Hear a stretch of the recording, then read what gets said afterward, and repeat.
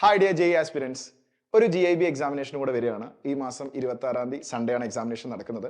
ഈ എക്സാമിനേഷൻ നിങ്ങളുടെ റിപ്പീറ്റർ കരിയറിലെ വളരെ ക്രൂഷ്യൽ ആയിട്ടുള്ള ഒരു എക്സാമിനേഷനാണ്, ക്രൂഷ്യലായ GIB ആണ്. കാരണം എന്താണ്, ഇപ്പോൾ ഫിസിക്സിന്റെ കാര്യം പറയുകയാണെങ്കിൽ നിങ്ങൾക്ക് ഓൾറെഡി അറിയായിരിക്കും, ഫിസിക്സിലെ ചാപ്റ്റേഴ്സ് നിങ്ങൾ ഈ എക്സാമിനേഷന് പ്രിപ്പയർ ചെയ്യേണ്ട എഴുതാൻ പോകുന്ന ചാപ്റ്റേഴ്സ് ഞാൻ ഓരോന്ന് പറയാം, നിങ്ങൾ ശ്രദ്ധിച്ചു നോക്കുക.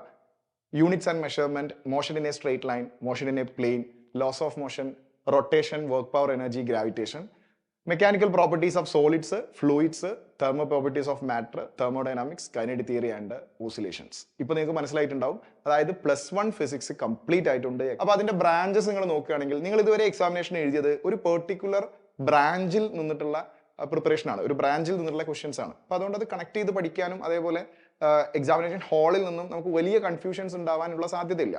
ഇപ്പൊ നിങ്ങൾ ഇതുവരെ കഴിഞ്ഞ നേരിട്ട എക്സാമിനേഷനേക്കാൾ കൂടുതൽ കൺഫ്യൂഷൻ വരാൻ സാധ്യതയുണ്ട്. കാരണം മൾട്ടിപ്പിൾ ബ്രാഞ്ചസ്, അതായത് +1 മൊത്തം വരുമ്പോൾ മെക്കാനിക്സ് വരുന്നുണ്ട്, തെർമൽ ഫിസിക്സ് വരുന്നുണ്ട്, അതുപോലെ mechanical properties of solids, fluids വരുന്നുണ്ട്. അത് കൈനറ്റിക്സിൽ നിന്നും ചെറിയ ഡിഫറെന്റ് ആയിട്ടാണ് വരുന്നത്, ഡിഫറെന്റ് ആയ അപ്രോച്ചാണ്.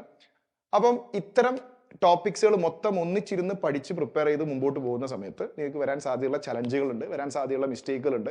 അതൊക്കെ കൃത്യമായി മനസ്സിലാക്കാനും അതിൽ നിന്നൊക്കെ നമുക്ക് റെക്ടിഫൈ ചെയ്ത് മുമ്പോട്ട് പോകാനൊക്കെ നിങ്ങളെ ഹെൽപ്പ് ചെയ്യുന്ന വളരെ ക്രൂഷ്യൽ ആയിട്ടുള്ള GIB ആണ് ഇപ്പം വരാൻ പോകുന്ന 26 സൺഡേ നടക്കാൻ പോകുന്ന എക്സാമിനേഷൻ. അപ്പോൾ അത് നമ്മൾ മനസ്സിലാക്കിക്കൊണ്ട് തന്നെയാണ് വൺ ഷോട്ട് സീരീസൊക്കെ ആയിട്ട് നമ്മൾ അടിപൊളിയായിട്ട് പഠിച്ച് മുമ്പോട്ട് പോയിക്കൊണ്ടിരിക്കുന്നത്. അപ്പം നമ്മൾ ഈ വൺ ഷോട്ട് സീരീസുമായിട്ട് നമ്മൾ നിങ്ങളോടൊപ്പം തന്നെ ഉണ്ട്.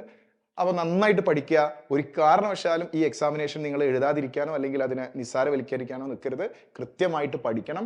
അങ്ങനെ കൃത്യമായ പാറ്റേണോട് കൂടി തന്നെ, പ്രിപ്പറേഷനോട് കൂടി തന്നെ എക്സാമിനേഷൻ എഴുതി അതിൻ്റെ റിസൾട്ട് വരുന്ന സമയത്ത് അതൊക്കെ അനാലിസിസ് നടത്തി അതിൽ നിന്ന് വരേണ്ട മാറ്റങ്ങളൊക്കെ വരുത്തി അങ്ങനെ റിഫൈൻ ചെയ്ത് മുമ്പോട്ട് പോകണം. അപ്പോൾ എല്ലാവരും എക്സാമിനേഷൻ അടിപൊളിയായിട്ട് പ്രിപ്പയർ ചെയ്യുക. രജിസ്റ്റർ ചെയ്യാത്ത ആരെങ്കിലും ഉണ്ടെങ്കിൽ കൃത്യമായി രജിസ്റ്റർ ചെയ്യുക. All the best guys.